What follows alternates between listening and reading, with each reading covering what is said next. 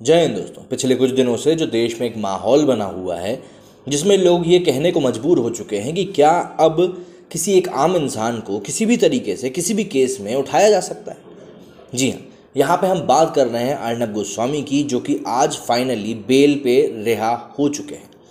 अर्नब गोस्वामी को लेकर बात करना इस समय इसलिए भी ज़रूरी हो गया है क्योंकि उनको गिरफ्तार करने का जो तरीका था उस पर उंगलियाँ उठाई जा रही थी।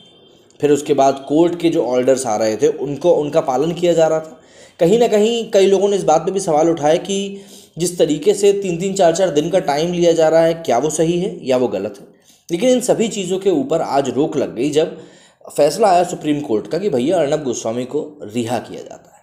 अब इस थोड़ी सी आपको डिटेल्स में बताता हूँ मैं कि आखिर कोर्ट ने क्या चीज़ें कही हैं, क्योंकि इस केस में कोर्ट ने जो बातें कही हैं वो बातें ध्यान रखना बेहद ज़रूरी है, क्योंकि वो बातें आपको बताएंगी कि भाई किस तरीके से कोर्ट इन सब चीज़ों को देख रहा है।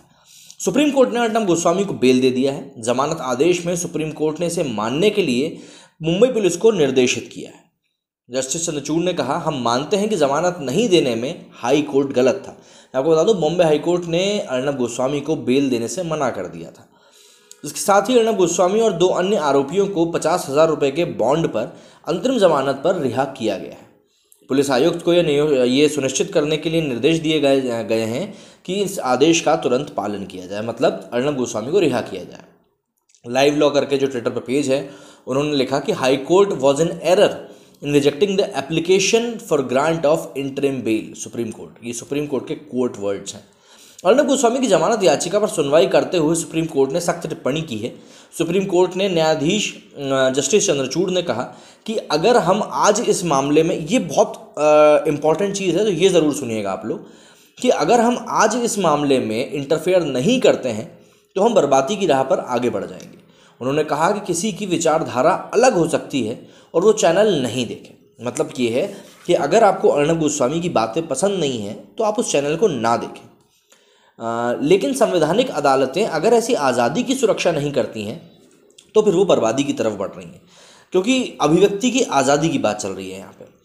उन्होंने इसी के साथ याद दिलाया कि कैसे पश्चिम बंगाल में एक महिला को सिर्फ इसलिए गिरफ्तार कर लिया गया था क्योंकि उन्होंने लॉकडाउन को लेकर सरकार की आलोचना की थी। उन्होंने पूछा कि क्या ये सही था। महाराष्ट्र सरकार की तरफ से पेश हुए वकील कपिल सिब्बल ने कहा कि जस्टिस चंद्रचूड़ के पास इस मामले में स्ट्रॉन्ग फीलिंग्स हैं, मतलब वो कुछ फेवर करने वाली बात कह रहे थे, जिसके जवाब में उन्होंने अर्नब गोस्वामी को कुछ देर के लिए भूल जाने की बात करते हुए कहा कि हम संवैधानिक अदालत में हैं। उन्होंने कहा कि संवैधानिक अदालत अगर लिबर्टी की सुरक्षा नहीं करे तो फिर कौन करेगा। उन्होंने कहा कि पीड़ित को पूरा अधिकार है कि उसे निष्पक्ष जांच का अधिकार मिले, लेकिन आपको अगर चैनल नहीं देखना है तो आप मत देखिए, सीधी सी बात है। मजिस्ट्रेट के सामने याचिका डालकर वापस लेने से विरोधी तर्क पर उन्होंने कहा कि किसी की लिबर्टी के अधिकार को छीनने के लिए और जमानत ना देने के लिए ये तो कोई तर्क हो ही नहीं सकता। जस्टिस चंद्रचूड़ ने जो बातें कही हैं उसका मेन मैं आपको पढ़ के सुनाता हूँ। हम बर्बादी की राह पर चल रहे हैं।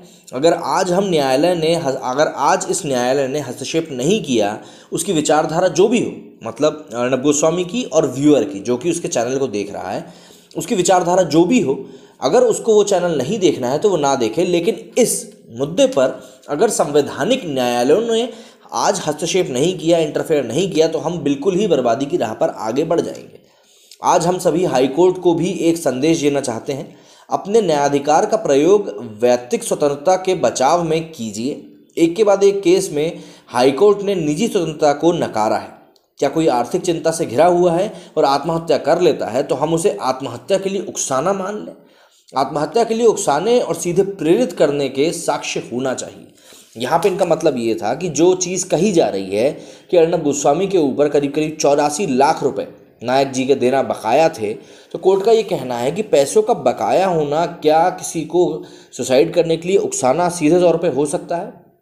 इसके साथ उन्होंने ये भी कहा कि अगर ऐसा है और अर्नब गोस्वामी को सिर्फ इसीलिए जेल में डाला गया है तो ऐसे तो न जाने कितनी लेनदारियों वाले लोग होते हैं। उन्होंने अगर इस तरह से केस लगाना, इस केस को एग्जाम्पल बना के शुरू कर दिए तो आप लोगों को जेल में डाल के थक जाओगे। सीधी सी बात है, पूरे देश में जितने भी बिजनेस चलते हैं वो पूरे के पूरे कैश पे तो नहीं चलते। कई सारे ऐसे बिजनेस होते हैं जो कि क्रेडिट पे भी चलते हैं, हफ्ते का की क्रेडिट, 2 हफ्ते की क्रेडिट, 3 हफ्ते की, जैसा कि नायक साहब के भी केस में था। तो ऐसे में ऐसा कभी नहीं होता कि जो बिज़नेस है वो बगैर क्रेडिट के चल जाए। ऐसे में कई बार लोग गबन भी कर जाते हैं कुछ चीज़ों का। लेकिन इस केस में जो सुप्रीम कोर्ट ने कहा है कि ये चीज़ कभी भी डायरेक्ट आप लिंक नहीं कर सकते। इनके शब्द ये थे कि आत्महत्या के लिए उकसाने और सीधे प्रेरित करने में के लिए साक्ष्य, मतलब जो सबूत होते हैं वो हमारे सामने प्रेजेंट होने चाहिए। बार एंड बेंच ने लिखा कि चंद्रचूड़ जी ने ये कहा था कि if we don't interfere in this case today we will walk on path of destruction. If left to me, I won't watch the channel, and you may differ in ideology, but constitutional courts will have to protect such freedoms. Then we are walking on path of destruction. तो इस तरीके से कई सारी बातें आज court में हुई। लेकिन इन सब चीज़ों के बीच में जो बात निकल के सबसे बड़ी सामने आई है वो है कि अर्नब गोस्वामी को रिहाई मिल चुकी है। अब इसके ऊपर बातें कुछ दिनों तक चलती रहेंगी, और सबसे बड़ी बात, आज अर्नब पूछेंगे भारत से और बताएंगे कि आखिर उनके साथ वहाँ हुआ क्या है।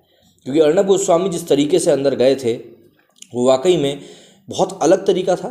लेकिन कई लोगों ने इस बारे में ये भी कहा था कि अर्नब गोस्वामी अंदर तो गए हैं लेकिन जब वो बाहर आएंगे तो एक अलग ही शख्सियत बन के आएंगे। अब देखना ये बहुत ज़्यादा इंटरेस्टिंग होगा कि वो किस तरीके से अब रिस्पॉन्ड करते हैं उनके सामने आने वाली चीज़ों को। क्योंकि अब जो चीज़ें उनके सामने आने वाली हैं वो वाकई में बहुत ज़्यादा बड़ी भी होंगी और ख़तरनाक भी हो सकती हैं। क्योंकि उन्होंने सीधे सीधे सरकार से पंगा लिया है। पंगा इन द सेंस, जिस तरीके से उन्होंने बात करी थी, जिस तरीके से उन्होंने आरोप लगाए थे, सीधी सी बात है सरकार इस चीज़ से तिलमिला गई थी और उसके बाद इस तरह के एक्शंस लिए गए। क्योंकि हाईकोर्ट ने ये भी कहा कि सुप्रीम कोर्ट ने ये भी कहा है कि आखिर होम मिनिस्टर ने कोई सा ये जो है मामला खोल के आपने आदेश दे दिए गिरफ्तारी के। प्लस उन्होंने कहा कि जो महिला है उनको अगर क्लोजर रिपोर्ट से इतनी ही परेशानी थी तो 2019 में भी इस चीज़ के ऊपर अपनी याचिका लगा सकती थी। तो इस तरह से कई सारे सवाल उठे हैं, धीरे धीरे सभी सामने आएंगे। मैं आपके सामने लेकर वो सभी बातें दोबारा पेश होऊंगा। लेकिन अभी हाल फिलहाल की खबर तो ये है कि सुप्रीम कोर्ट ने फटकार लगाते हुए अर्नब गोस्वामी को बेल देने की बात कह दी है। अब अर्नब गोस्वामी आज आके हमारे सामने क्या चीज़ें कहेंगे वो हम ज़रूर देखेंगे। लेकिन पिछले कुछ दिनों में जो सपोर्ट हमने उनके लिए देखा वो भी बताता है कि उनका चैनल ही सिर्फ नंबर 1 नहीं रह गया है, अब वो जर्नलिस्ट भी पूरे देश के नंबर 1 हो चुके हैं। शायद इसलिए कि उन्होंने उन मुद्दों के ऊपर बात की जिसके ऊपर कोई और जर्नलिस्ट बात करने के लिए तैयार नहीं था। अब टीआरपी स्कैम का मामला हो, पालघर का मामला हो, सुशांत सिंह राजपूत का मामला हो, कोई भी मामला हो, अब ये जो बातें हैं निकल के और ज़्यादा तरीके से सामने आएंगी। और जिस भी तरीके से सामने आएंगी जवाब सभी को देना पड़ेंगे और जवाब सभी को मांगना भी पड़ेंगे। मेरी इस वीडियो में फिलहाल इतना ही। जय हिंद, जय भारत।